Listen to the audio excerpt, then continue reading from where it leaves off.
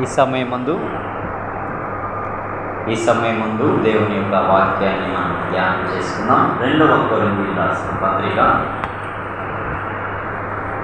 6వ అధ్యాయము 18వ వచనాన్ని సమయంలో మనం ధ్యానం చేసుకుందాం.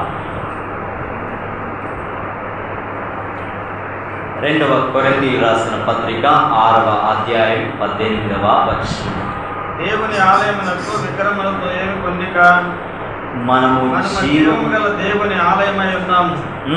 అందుకు దేవుడిలాగా సెలవిస్తున్నాడు, నేను వారిలో నివసించి సంచరిస్తును, నేను వారి దేవుడినై యుందును, వారు నా ప్రజలై యుందురు. చాలండి. దేవుడు తన మాట మన ఇంటిలో దీవించుగాక.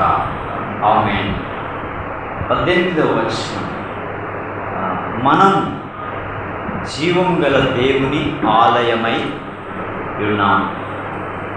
అందుకు దేవుడు ఇలాగూ సెలవిస్తున్నాడు, నేను వారిలో నివసించి సంచరింతును, నేను వారి దేవుడనై యుందును, వారు నా ప్రజలై యుందురు. చూడండి, దేవుడు తన ప్రియకుమారుడైన యేసుక్రీస్తు యొక్క రక్తము ద్వారా మనలను తన స్వకీయమైన సంపాద్యంగా లోకము నుంచి, పాపము నుంచి, ఉగ్రత నుంచి, తీర్పు నుంచి, రాబోయే నరకము నుంచి కూడా ఆయన ఏం చేశాడు అంటే విమోచన ఇచ్చి తనకు స్వకీయమైన సంపాద్యంగా చేసుకున్న మనలని ఏమంటున్నాడు అంటే మనము ఏంటండి, మనము. ఈ సంఘంలో సమాజంగా కూడటానికి మనము చేరి వచ్చాము. దేవుని వాక్యం వినటానికి వచ్చి ఉన్నాం. దేవుణ్ణి ఆరాధన చేయడానికి వచ్చి ఉన్నాం. దేవుని సన్నిధిలో మన స్థితిగతుల గురించి ఆయనను అబ్బా తండ్రి అని ఆయన దగ్గర మన అవసరతలు తీర్చుకోవడానికి ఆయన కనికరం కొరకై వస్తూ ఉంటాం కదండి. మనల్ని దేవుడు ఏమని సంబోధిస్తున్నాడు అని చూసుకున్నట్లయితే, మనము జీవము గల దేవుని ఆలయమై ఉన్నాం. దీనిని మనం సమాజంగా ఆలయం అంటారు. దేవుణ్ణి ఎరిగిన వారైనా ఎరగని వారైనా ఈ యొక్క స్థలాన్ని, ఈ యొక్క ఆవరణమును ఏమి పిలుస్తారు అంటే దేవాలయం. అవునండి. కానీ దేవుడు నన్నే దేవాలయం అని సంబోధిస్తున్నాడు. ఇది లోకానికి తెలియని, మనకు తెలిసిన వాస్తవమైన సత్యం కదండి. అవునా? నా మాటలు అర్థమవుతున్నాయా మీకు? ఇక్కడ ఏమంటున్నాడు? మనము జీవము గల దేవుని ఆలయమై ఉన్నాము. అందుకు దేవుడు ఇలాగూ సెలవిస్తున్నాడు, నేను వారిలో నివసించి సంచరిస్తు. దేవుడు నిన్ను విలువ పెట్టి లోకం నుంచి ప్రత్యేకపరిచిన తర్వాత నీలోనికి ఆయన తన ఆత్మరూపిగా వచ్చాడు, నివసిస్తూ ఉన్నాడు. నివసిస్తున్న వాడు సంచరించాలి అంటే మనం చేయాల్సినవి కొన్ని ఉన్నాయి. ఇంకేమంటున్నాడు? అందుకు నేను వారి దేవుడనై యుందును, వారు నా ప్రజలై యుందురు. దేవుడు ఒకరోజు, ఇప్పుడు కూడా నీ మనస్సాక్షి పూర్వకంగా నిజంగా దేవుడు నా దేవుడు అని నువ్వు అంటున్నట్టుగా, దేవుడు కూడా ఈయన నా బిడ్డ అనేటట్టుగా ఆ యొక్క స్టాండర్డ్లోకి మనము రాగలిగే వారం కావాలంటే మనం చేయాల్సినది కొన్ని ఉన్నాయి. ఇంకేమంటున్నాడు చూడండి, వారు నా ప్రజలై యుందురు. ఇక్కడ అందరి గురించి చెబుతున్నాడు. దేవాలయం అంటే ఒకటిగా, అంటే నీ గురించి, నా గురించి. ఇప్పుడు ఈ ఆలయానికి ఎన్నో ఇటుకలతోటి కట్టినట్లుగా నిన్ను నన్ను కట్టిన ఆయన నాలో నీలో ఎన్నో ఎముకల సమూహం, నరముల సమూహం, రక్తనాళముల సమూహం, ఇంకా కిడ్నీ అని, హృదయం అని అనేకమైన అవయవాల సమ్మేళనమే నీవు దేవాలయం అని దేవుని వాక్యం చెబుతుంది కదండి. అలాగే దీనిని కూడా అలాగే మనం లోకంలో మనం కూడా ఎంచుతూ ఉంటాం. అయితే ఇప్పుడు ఈ దేవాలయం అనగా ఈ యొక్క సమూహాన్ని చూసుకుంటే ఆదివారం ఉన్నవారు ఇలాంటి కార్యక్రమంలో కూడా ఉన్నప్పుడు స్పందన బాగా ఉంటుంది. అర్థమవుతున్నాయా? చూడండి, బాడీలో గుండె ప్రథమమైనది. సేవకుడు ఒక గుండెలాగా ఉండి మిగతా అవయవాలన్నీ కలిపితే ఒక ఏంటి దేవాలయం. ఆ దేవాలయంలో కన్ను ఈరోజుండి ఆదివారం కన్ను లేకపోతే తన పని ఎవరు చేయాలి చెప్పాలి?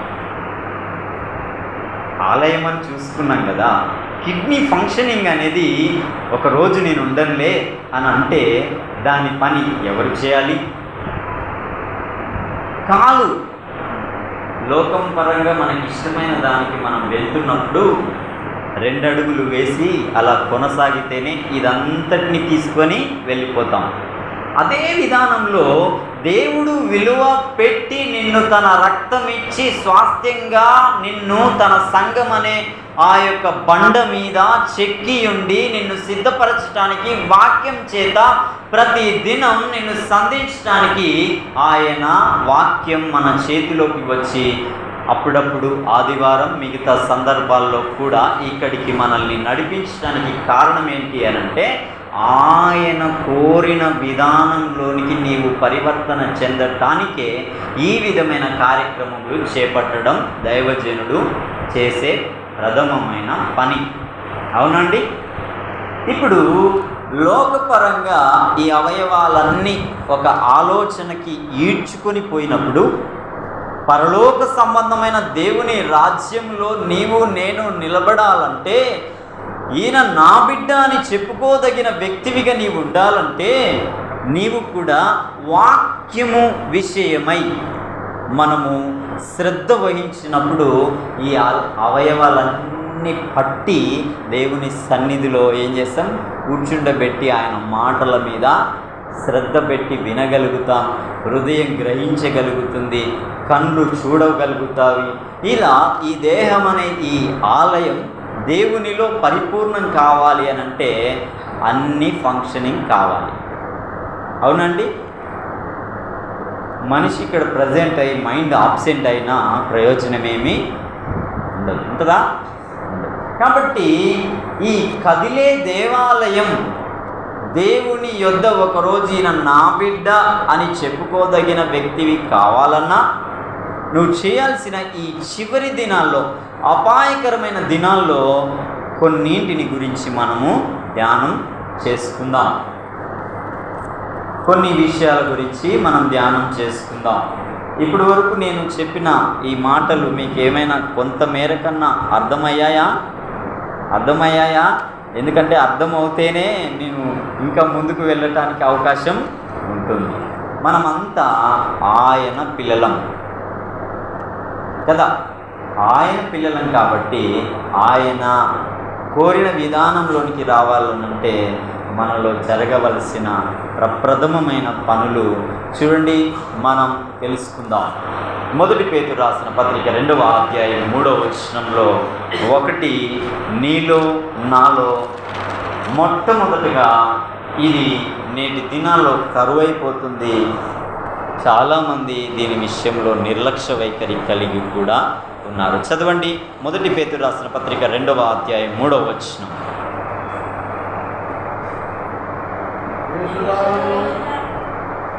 రెండవ అధ్యాయం 3వ వచనమేనా? చదవండి.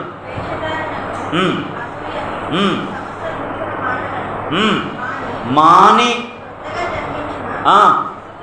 శిశువులను పోలిన వారై నిర్మలమైన వాక్యమును పాల వలన రక్షణ విషయంలో ఎదుగు నిమిత్తము ఆగండి. ఏవి మానాలో అవి రక్షింపబడిన తర్వాత కూడా అవి కొనసాగుతున్న పరిస్థితి నేటి దినాల్లో ఉందా? మానమని చెప్పిన దానికి ముందు ఎన్నున్నాయి? మీరు వాక్యం మీద దృష్టి పెట్టాలి. ఎన్ని ఉన్నాయండి? ఒక్కొక్కరు చదవండి. ఆగండి. వేషధారణను, అసూయయు, సమస్తమైన దూషణ మాటలను మాని అని లేదా? ఇవి ఏం చేయాలి? మానుకోవాలి. ఎవరు? దేవాలయంగా పిలువబడుతున్న దేవుని దృష్టిలో ఉన్న నువ్వు నేను మాని క్రొత్తగా జన్మించిన శిశువును పోలి నిర్మలమైన వాక్యం అనే పాలను ఎందుకు తీసుకోవాలి? ఆ పాలను అనంటే అక్కడ చెప్తున్నాడు, రక్షణ విషయంలో నీవు ఎదగాలంటే ఆ పాలు అనగా వాక్యం, పైన చెప్పి నిర్మలమైన వాక్యం కదండి. ఈ రోజుల్లో వాక్యాన్ని మెడిటేట్ చేసే విషయంలో కానీ, చదివే విషయంలో కానీ, ఆలోచించే విషయంలో కానీ, చూచే విషయంలో కానీ, మాట్లాడుకునే విషయంలో కానీ చాలా మటుకు అది ప్రారంభంలో ఉన్న దానికంటే నేటి దినాల్లో అది 0%లోకి వచ్చింది అని అంటే సందేహం ఏమీ లేదు. అవునంటారా? చెప్పాలి. మీ హృదయాలు ఉన్నాయి కదా, దేవుడికి చెప్పండి, నాకేమొద్దు. చెప్పండి. మన మాట దేవుని వాక్యము చేత హృదయం నింపబడితే నోరు దాని గురించి మాట్లాడటానికి అవకాశం ఉంటుంది. ఈరోజు మనం ఏం మాట్లాడుతున్నామంటే అదే మనలో ఉంది కాబట్టి అదే మాట్లాడుతున్నాం. అదే మనల్ని ఏలుతుంది, అదే మనల్ని పాలిస్తుంది, అదే మనల్ని ముందు కొనసాగిస్తుంది, అదే మనల్ని లోకం వైపుకు ఈడ్చుకొని పోతుంది. సంఘ కార్యక్రమంలో అడుగులు వేయటానికి కూడా తడబడే పరిస్థితి, ఆ సంఖ్యలు మన పాదములను కట్టి వెనక్కి లాగే పరిస్థితికి కారణం మన హృదయంలో. శిశువు ఎలా ఉంటాడండి? పాపం పుణ్యం తెలియదు అని అంటారు. నిజమే, వానికి మంచేదో చెడేదో తెలియదు. అట్టి చిన్నపిల్లగాడైనా వాడిని పట్టుకొని ఏ భేదం లేకుండా ముద్దెట్టుకోవాలనిపిస్తుంటుంది. కల్మషం ఉండదు కదా, భేదం ఉండదు, వానికి ఏదీ తెలియదు. పక్కింటికి వెళ్తాడు, ఈ పక్కింటికి వెళ్తాడు, అటు వెళ్ళొద్దని తెలియదు, ఇటు వెళ్ళాలని తెలియదు, అంతా నాదే అన్నట్లుగా చిన్నవాడు ఉంటాడు.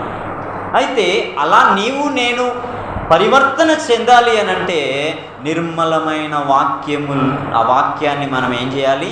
అపేక్షించాలి.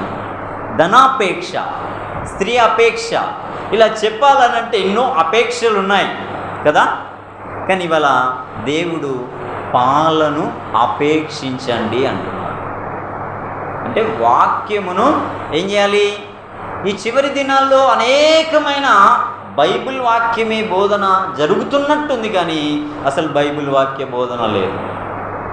వాక్యమేదో నీవు తెలుసుకుంటే ఆ వాక్యంలో సత్యమేదో అసత్యమేదో, న్యాయమేదో అన్యాయమేదో వాడు వక్రీకరిస్తుండా, క్రమంగా సత్యాన్ని విభజించి చెబుతున్నాడా అన్న గ్రహింపు మనకి ఎప్పుడు కలుగుతుంది అని అంటే దీనంతటిని బెరాయా సంఘస్థులు ఎలాగైతే ఉన్నదో లేదో అని పరిశీలన చేసి చదివినట్లుగా నీవు చదివినప్పుడు మనము ఇది సత్యము అసత్యము అని గ్రహించి దేవుని పక్షాన నిలబడటానికి అవకాశం ఉంటుంది. అందుకే మొదటిది ఏంటిది? వాక్యంలో నీవు ఏం చేయబడాలి అంటే ఎదగాలి. ఇవాళ ఇంటిలో అన్న ఒకవేళ ఉంటే ధనంలో ఎదుగుతున్నాడు, జ్ఞానంలో ఎదుగుతున్నాడు, పేరులో ఎదుగుతున్నాడు, రాణించే విషయాల్లో లోకపరంగా వాటిలో ఎదుగుతున్నాడు. కానీ వాక్యములో మనం 20 ఏళ్ళైంది రక్షింపబడి అని చెప్పినా ఒక్కసారి కూడా బైబిల్ని ప్రారంభం నుంచి ముగింపు వరకు దాన్ని ధ్యానించిన దాఖలాలు కానీ చదివిన దాఖలాలు కానీ లేవు అనంటే అది చాలా సిగ్గుకరమైన విషయమే. ఎవరిది ధ్యానించమంటున్నాను? ఆలయముగా నిన్ను చూస్తున్న ఆయన దృష్టి ఎదుట ఒకరోజు నా బిడ్డ అని చెప్పుకోదగిన వ్యక్తివిగా నీవు పరివర్తన చెంది ఎదగాలి అని అంటే ఈ వాక్యము నీలో ఉండాలి. అందుకే యోహాను 1:1 ఆది యందు వాక్యము చెప్పాలి. ఆ వాక్యమే ఎవని యందు ఉండునో వాని యందు నేనుంటాను, అట్టివాడు ఏది అడిగితే అది నేను ఇస్తాను అని ఉందా? వాక్యంలో ఉందా? నేనేమన్నా చెప్తున్నానా? ఈ మాట ఉందా? కాబట్టి వాక్యములో మీరేం చేయాలంటే మొదట ఎదగాలి. ఆ వాక్యమే నిన్నేం చేస్తుందంటే ఎటు వెళ్ళాలి, ఎటు వెళ్ళకూడదు, ఏం మాట్లాడాలి, ఏం మాట్లాడకూడదు, ఏం చేయాలి, ఏం చేయకూడదు, ఏం చూడాలి, ఏం చూడకూడదు, నలుగురు ఉన్నప్పుడు, నలుగురు లేనప్పుడు అన్ని విషయములలో నిన్ను కంట్రోల్ చేసే కెపాసిటీ ఈ వాక్యానికి మాత్రమే ఉంది. నీకు నాకు కూడా లేదు అది. అందుకే కొన్నిసార్లు మనం ఏం మాట్లాడతామో మనకు కూడా అర్థం కాదు. అవునండి?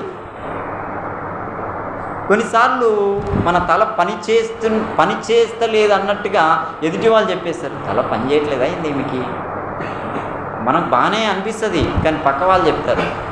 ఈ వాక్యం మనలో ఉన్నప్పుడు ఎదుటివాడు కూడా మన మీద ఏలెత్తి చూపడానికి అవకాశం లేకుండా నేను నిలబెట్టగలుగుతాడు. నీవు దేవుని బిడ్డగా చెప్పుకోవడమే నీకును కాదు, నలుగురు చెప్పుకునే విధంగా సాక్షి సమూహంగా నీవు ఉండే అవకాశం ఉంటుంది ఈ వాక్యంలో నీవు ఎదిగినప్పుడు. రెండవదిగా మనం చూస్తే చూడండి, 1 తిమోతిలు రాసిన పత్రిక 2వ అధ్యాయం 1వ వచనం.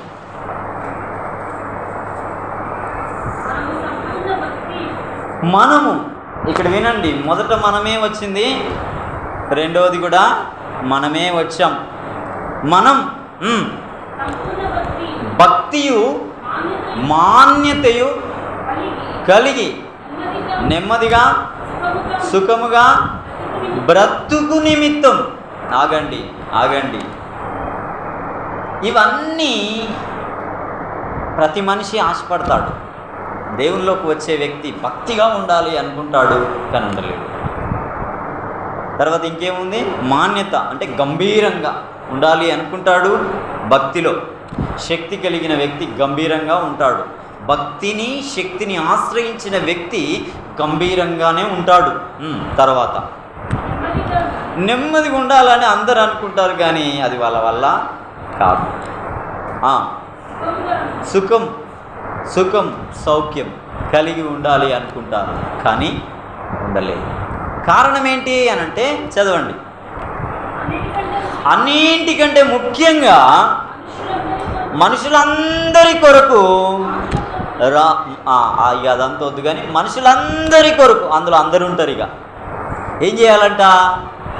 నీ ప్రభువు అబ్బా తండ్రి అని పరలోకమందున్న ఆ ప్రభువుని ఎలాగైతే చేతులు చాచి నోరు తెరిచి మోకరించి, అయ్యా నాయనా లోకం పాడై నాశనానికి నరకానికి సిద్ధపడుతుంది, అయితే నీవు నాకు ఇచ్చిన ఈ పనిని చేయడానికి నీ పాదాల యొద్ద కూర్చున్నాను, రేపటి పగలంతా నీ పని చేయాలంటే ఈ రాత్రంతా నీతో నేను లోకము కొరకు నీ ఎదుట నీకును లోకానికి మధ్యవర్తిగా ఉండి ఏం చేస్తున్నాడు అనంటే ఆయన ప్రార్థన చేసిన వాడిగా ఈ లోకమంతటికి పరలోకమందున్న ప్రభువుకి నీవు నీ ప్రాంతంలో మధ్యవర్తివి కావాలి, అంటే మీడియేటర్వి కావాలి. ఈ సమాచారాన్ని నీ గుండెల్లో నుంచి ఈ నోటి ద్వారా నీ దేవునికి చేరవేయాలి. నా ఇంట్లో ఈ పరిస్థితి, నా గ్రామంలో ఈ పరిస్థితి, నా ఒంట్లో ఈ పరిస్థితి, నాయనా తండ్రి నీ కనికరం కావాలి, నా వల్ల కావట్లేదు, నన్ను నువ్వు బాగు చేయి, నన్ను నీవు స్వస్థపరచు, ఇదిగో నన్ను రక్షించు, నా ప్రజల్ని రక్షించు. నేటి దినాల్లో యవ్వనస్తులు ఎంతకాలం బతికి లోకం విడుస్తున్నారండి? 50 ఏళ్ళు 100 ఏళ్ళ క్రితం దగ్గర చాలా కాలం బతికారు యవ్వనస్తులు కూడా. కానీ ఈ మధ్యకాలంలో యవ్వనస్తులు నిండా వయసు కాకముందే, పెళ్ళి కాకముందుకే, పెళ్ళయింది బట్ శోభనం చేయకముందు కూడా వెళ్ళిపోయిన వాళ్ళు ఉన్నారు. బండి మీద పోతున్నారు, భార్య బతికి ఉంది, భర్త చచ్చిపోయిన స్థితిలో ఉన్నారు. లోకం ఇలా చెప్పుకుంటూ వెళ్తే ఇలాంటి దుర్భరకరమైన దౌర్భాగ్యకరమైన స్థితిలో ఉన్న ఈ పరిస్థితిని మనం చూసి దేవాలయముగా నిన్ను పిలుస్తున్న ఆ దేవుని ఎదుట అబ్బా తండ్రి అని నీకు ఇచ్చిన ఆ దత్తపుత్ర ఆత్మతోటి ఏం చేయాలి అని అంటే ఈ పరిస్థితులన్నీ ప్రభు పాదాల చెంతకి నువ్వు తీసుకుని వెళ్ళే వ్యక్తివి అయినప్పుడు 1 తిమోతికి రాసిన పత్రిక 2వ అధ్యాయం 1వ వచనం అది నెరవేర్పు అప్పుడు జరుగుతుంది. చదవండి.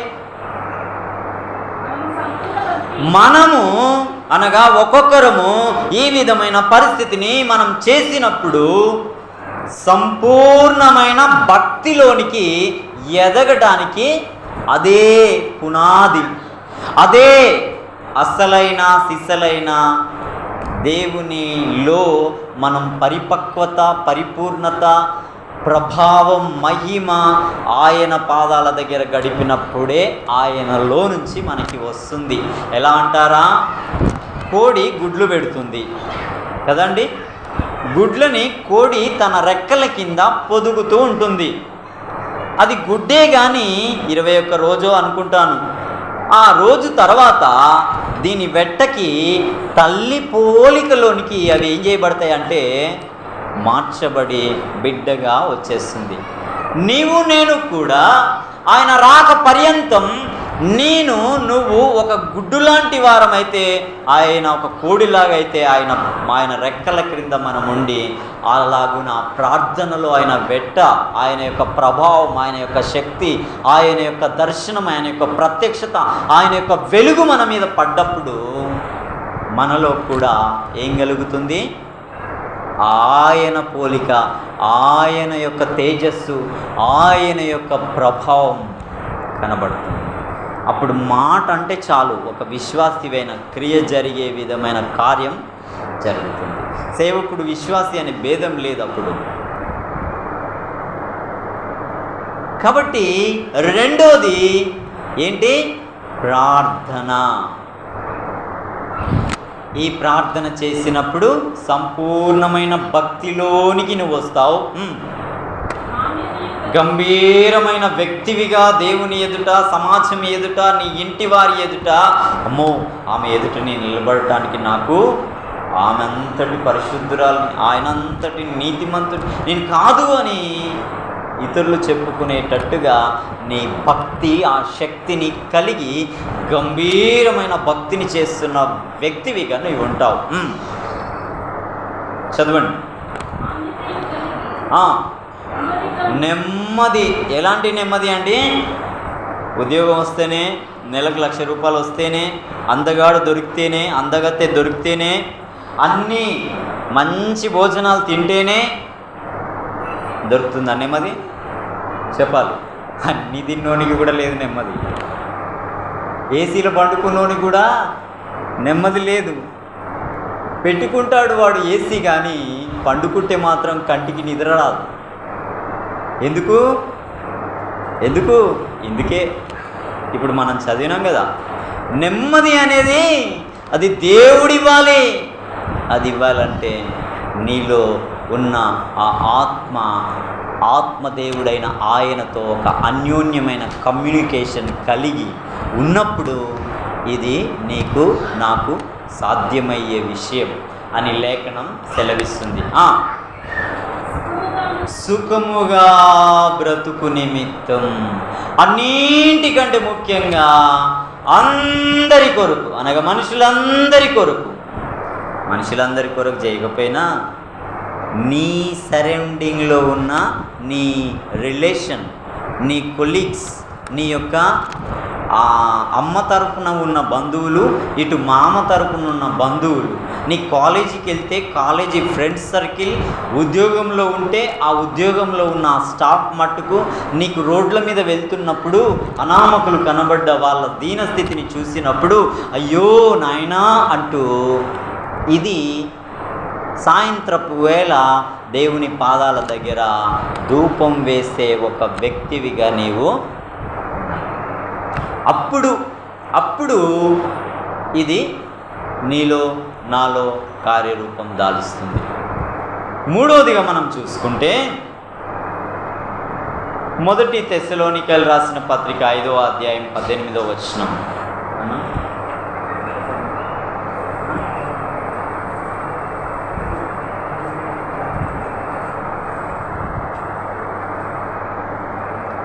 చదవండి.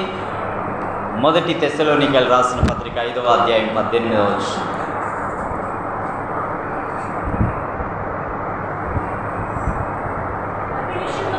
ప్రతి విషయమునందును కృతజ్ఞతాస్తుతులు చెల్లించుడి, ఇలాగు చేయుట యేసుక్రీస్తు నందు మీ విషయంలో, పర్టికులర్గా చెప్తున్నాడు, మీ విషయంలో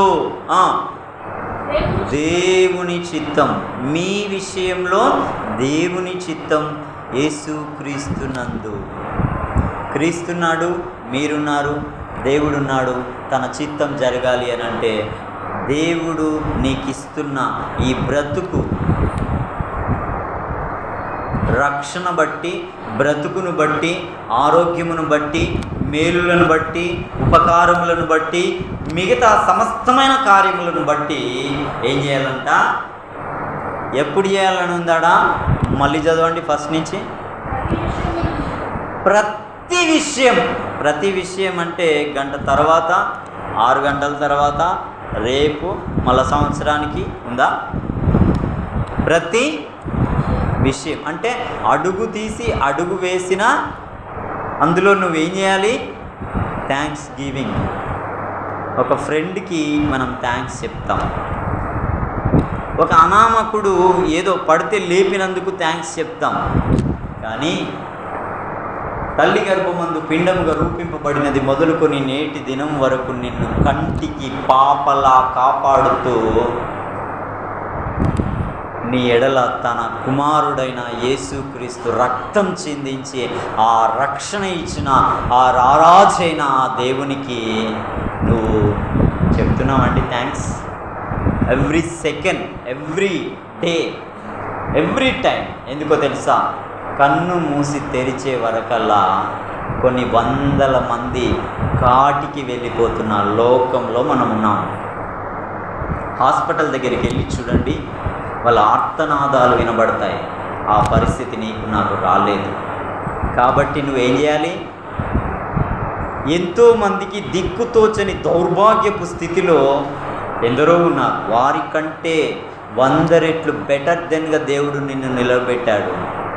అందుకు ఏం చేయాలి? నాకేం చేసిండు దేవుడు? కాదు, నీకన్నీ చేస్తూనే ఉన్నాడు. ఎవ్రీ టైం నీ ఎడల ఆయన కన్ను నీ మీద ఉంది. తెలిసిన అపాయాల నుంచి, కీడుల నుండి, తెగుళ్ళ నుండి, అనేకమైన వ్యాధి బాధల నుండి నిన్నేం చేస్తున్నాడంటే మినిట్ నిన్నేం చేస్తున్నాడంటే తన రెక్కల నీడన క్షేమమించి కాపాడుతున్న ఆ దేవుణ్ణి ఏం చేయాలి అని అంటే ప్రతి విషయమునందు నీ దేవునికి నీవు ఏం చేయాలి? ఇవాళ నీ క్లాస్ రూమ్లో నీ ఫ్రెండ్ కంటే నీకు కొంచెం బెటర్ దెన్గా మార్కులు వచ్చాయంటే అదేదో నీ ప్రయాస కాదు, దేవుడు జ్ఞానం ఇచ్చటను బట్టి. ఆ కాన్సన్ట్రేషన్ నీకు రాలే, అది దేవుడు ఇచ్చటను బట్టి. నువ్వేదో పని చేస్తుంటుంటే ఆ నిపుణత నీకు రాలే, అది దేవుడు ఇస్తే. ఇలా చెప్పుకుంటూ వెళ్తే ప్రతి విషయంలో అన్నీ ఆయన ఇచ్చినవే. అనుభవిస్తున్న ఇల్లు కానీ, భార్య కానీ, బిడ్డ కానీ, తల్లి కానీ, చెల్లి కానీ, ఈ లోకంలో ఉన్న సర్వ సంపదలు ఆయన నీకు స్వాస్థ్యంగా ఉచితంగా ఇచ్చినవే. వాటిని బట్టి ఏం చేయాలండి? ఎప్పుడు చేయాలి? ప్రతి విషయం. అందుకే అంటాడు, మీరు ఏది చేసినా దేవుని మహిమ నిమిత్తమే. ఇదంతా మీరు మర్చిపోదు. కదిలే దేవాలయంగా ఉన్న నీలో ఈ క్రియ ఎవ్రీ డే, ప్రతి దినం జరగవలసిన క్రియ.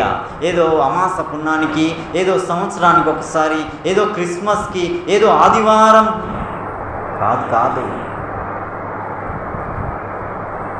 ప్రతిదీ సంఘంలో అందరూ ఫంక్షన్ అవుతున్నప్పుడు ఆ సంఘంలో దేవుని ఆత్మ సంచారం, దేవుని హస్తం దక్షిణ హస్తం సాహస కార్యములు చేయడం అప్పుడు మనం చూస్తాం. ఇప్పుడు చూడండి, నీ మనసు నా మనసు ఒక్క విధంగా ఉన్నప్పుడు దేవుడు అక్కడ ఉంటాడు. ఈ మనస్సులు కలవాలి అని అంటే వాక్యం ఉంటే కలుస్తాయి. ఇటుక మధ్యన కలవాలంటే సిమెంట్ వేయాలి, వేసేటోడు ఒకడు ఉండాలి, వాడే దేవుని వాక్యం అందించే వ్యక్తి. ఈ రెండు ఇటుకలు ఏం చేస్తాయంటే దిట్టంగా పట్టేసుకుంటాయి, గట్టిగా నిలబడుతుంది. అది నిలబడాలి అని అంటే రావాలి, ఆయన చేతికి రావాలి. కాబట్టి కదిలే ఆలయమై ఉన్న నీవు నేను చేయాల్సిందేంటి? ప్రతి విషయంలో కృతజ్ఞతాస్తుతులు చెల్లించుట క్రీస్తు యేసునందు దేవునికి మీ విషయంలో ఆయన చిత్తం. చాలా ఉన్నాయి చెప్పేటివి, ఇంకొకటి చెప్పి ముగిస్తాను.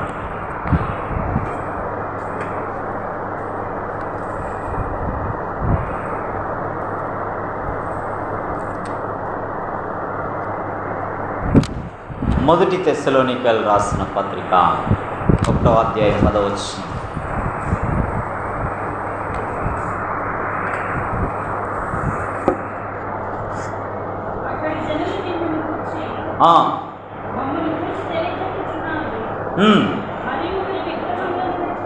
అమ్మ మీరు కరెక్టే అవుతున్నారా? మొదటి తెస్సలోనికలు రాసిన పత్రిక 1వ అధ్యాయం 10వ వచనం.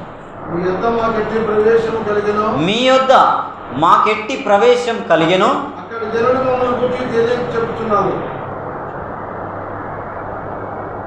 అన్న చదవండి మళ్ళీ ఒకసారి.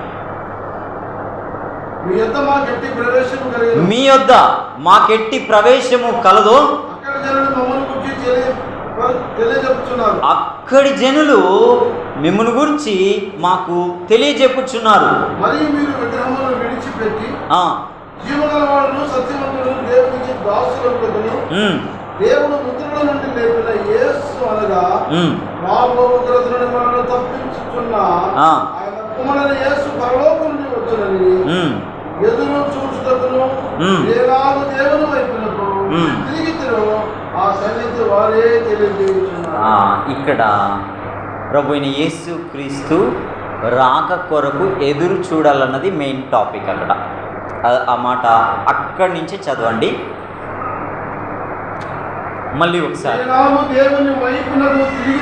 మీరు ఎలాగూ ఈ లోక పాప శాప అపరాధముల నుండి, వ్యసనముల నుండి, కాడి మ్రాను మ్రేకుల నుండి, సమస్తమైన దుర్నీతి నుండి మీరు ఎలాగూ దేవుని వైపు తిరిగితిరో ఆ సంగతి వారే తెలియచేయుచున్నారు. వారంటే ఈ చుట్టూ మిమ్మల్ని అబ్జర్వేషన్ చేస్తున్న వారు, మీ తల్లే కావచ్చు, చెల్లే కావచ్చు, నాయనే కావచ్చు, అమ్మే కావచ్చు, ఇంకా చెప్పాలనంటే వెలుపటి వారేమో కానీ సంఘంలో ఉన్నవారే మీరున్నప్పుడు ఆహా అక్క చాలా మంచిది అనొచ్చు, కానీ నువ్వు లేనప్పుడు కూడా అక్క చాలా మంచిది. ఇది మిమ్మల్ని గురించి చెప్పుకునే ఒక మంచి టెస్టిమనీ కదండి. ఈ సాక్ష్యం అనేది ఉండాలి, అందులో ఎదురుచూపు అనేది అది చదవండి.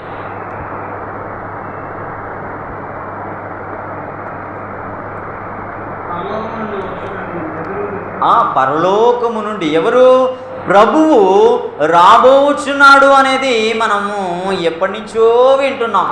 ప్రభు వస్తాడు, దొంగ వలె వస్తాడు, మొదటి జామును, రెండో జామును, మూడో జామును, నాలుగో జామును వస్తాడు. ఆయన వచ్చినప్పుడు కొడవలికి వస్తున్న ఇద్దరు ఆడోళ్ళల్లో ఒక ఆడామె ఎత్తబడుతుంది. మంచం మీద పడుకొని ఉంటే భార్యాభర్తల్లో ఒకడే ఎత్తబడతాడు. ఫ్లైట్ నడుపుతుంటే ఒకడే ఎత్తబడతాడు. ఇలాంటివి ఎన్నో మనం చిన్నప్పుడు సండే స్కూల్లో విన్నామా?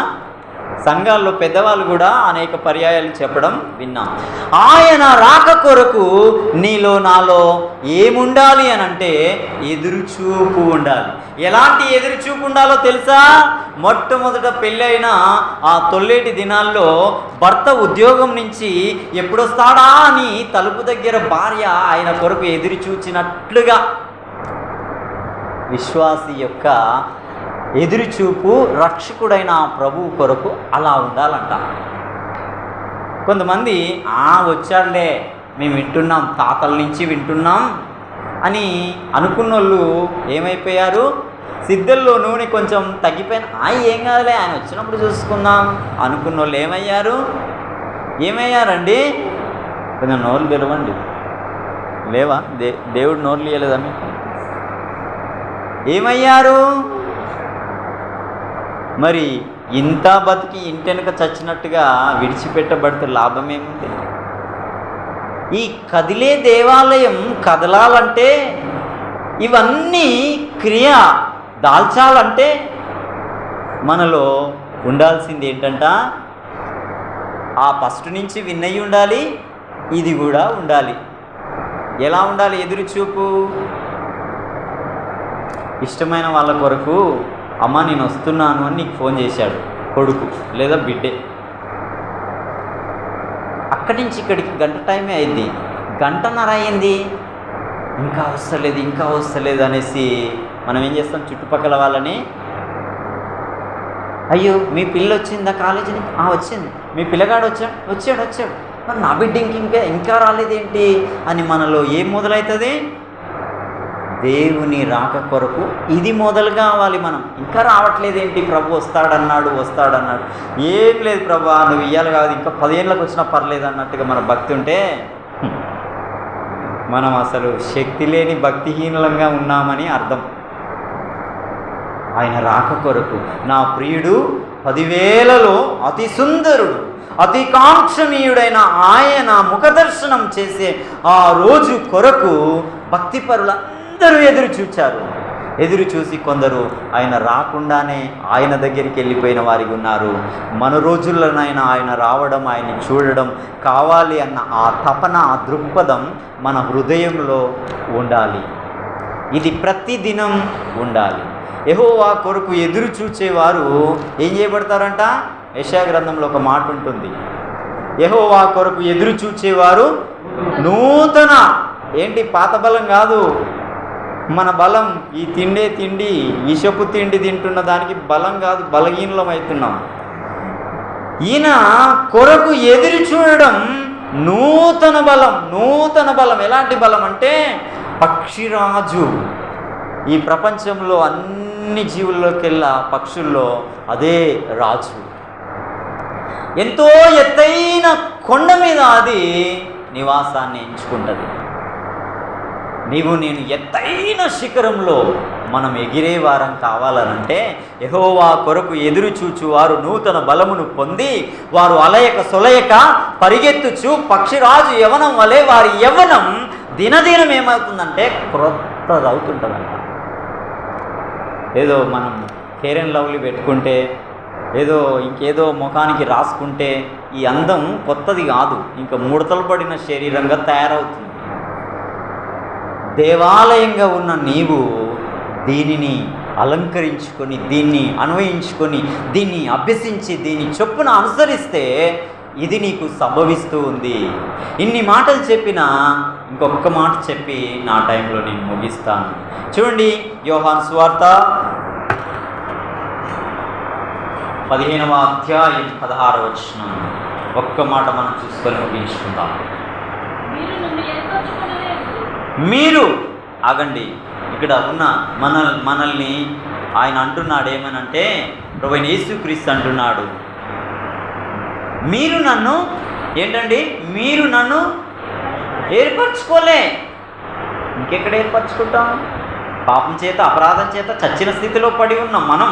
ఇంకా ఆయన వైపు ఎలా తిరుగుతాం? తిరగలేం కదా. అందుకే ఇక్కడ అంటున్నాడు, మీరు నన్ను ఏర్పరచుకొనలేదు కానీ చదవండి, మీరు నా పేరిట తండ్రిని ఏమి అడుగుదురో అది ఆయన మీకు అనుగ్రహించున్నట్లు నేను వెళ్ళి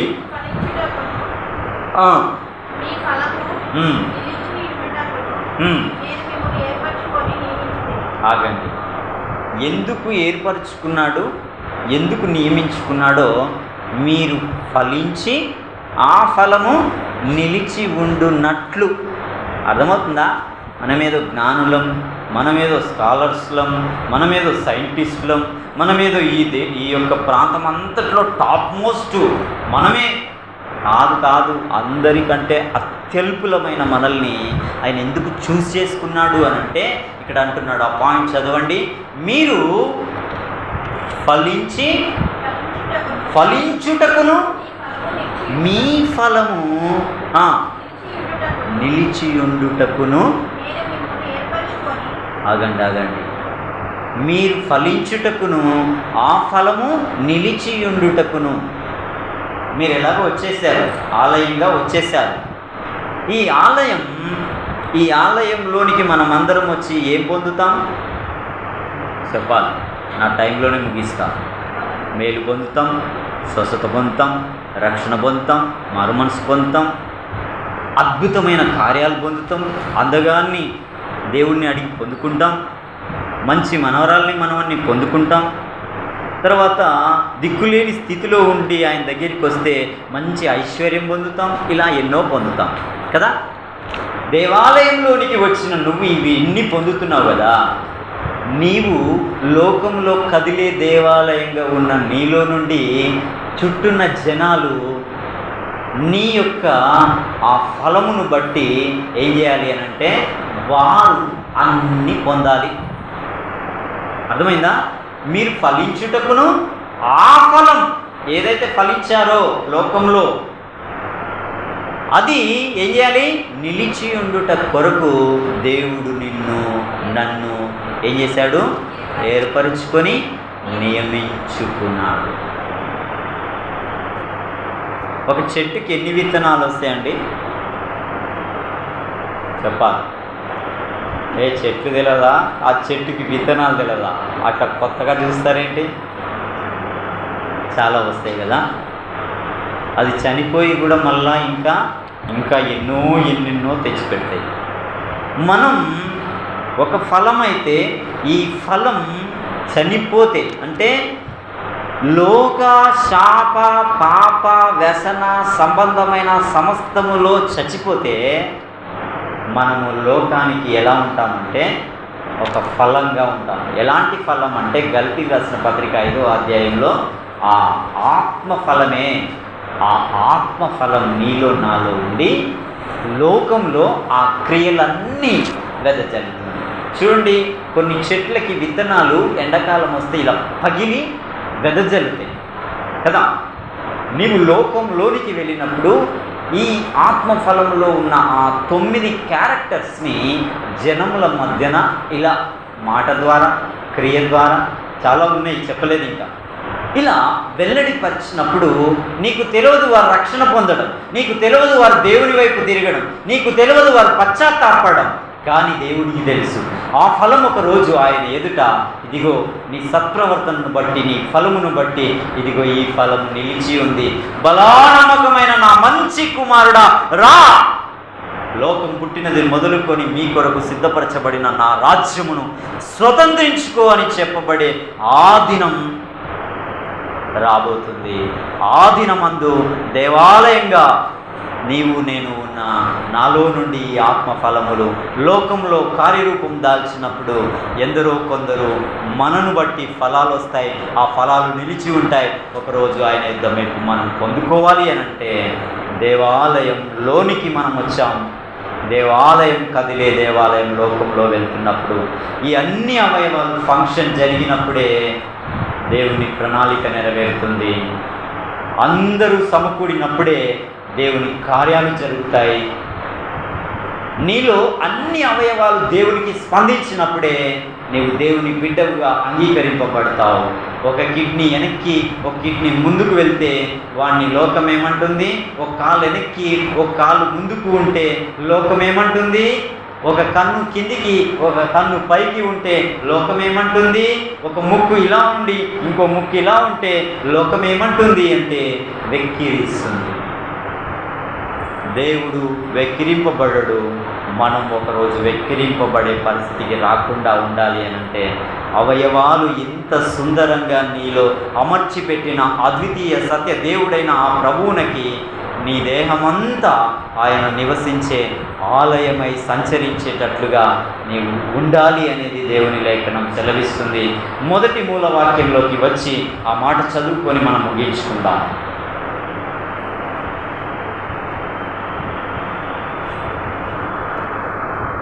చదవండి తీసిన వాళ్ళు. 2వ కొరింథీయులకు రాసిన పత్రిక.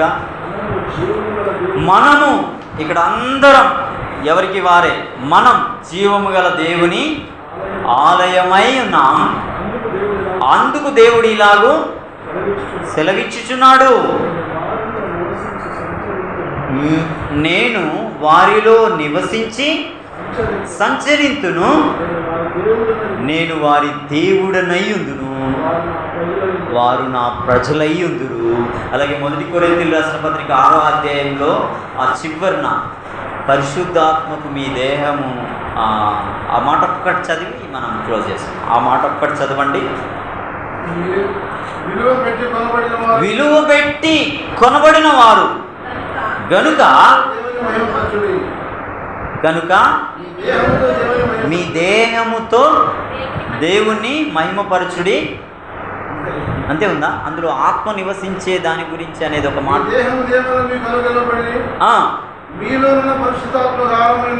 మీలోనున్న పరిశుద్ధాత్మ, ఇది ఈ పాయింట్. మనలో ఏముంది? దేవుని ఆత్మ మనలో నివాసం చేసినప్పుడు ఆ 9 క్యారెక్టర్స్ మనలో వెదజల్లే విధంగా ఉండాలి అని అంటే ఈ మొదటి నుంచి మనం సంభాషించుకున్న ఈ మాటల వలన మన దేహం కదులుతుందా, స్పందిస్తుందా, శ్రమిస్తుందా, ప్రయాసపడుతుందా, పాటుపడుతుందా, ప్రభువుని సమీపిస్తుందా, ప్రభు వాక్యం ధ్యానిస్తుందా, చదువుతుందా, ప్రార్థిస్తుందా, ఇంకా చాలా విషయాలు ఉన్నాయి. మీరు దేవుని దగ్గర మోకరించినప్పుడు, ప్రార్థించినప్పుడు, రీడింగ్ చేసినప్పుడు దేవుడు ఇంకా మీకు బహు స్పష్టంగా వెల్లడిపరుస్తాడు. దేవుడికి మాట మనం ఇంటికి దీవించుగాక. ఆమేన్. ఆమేన్.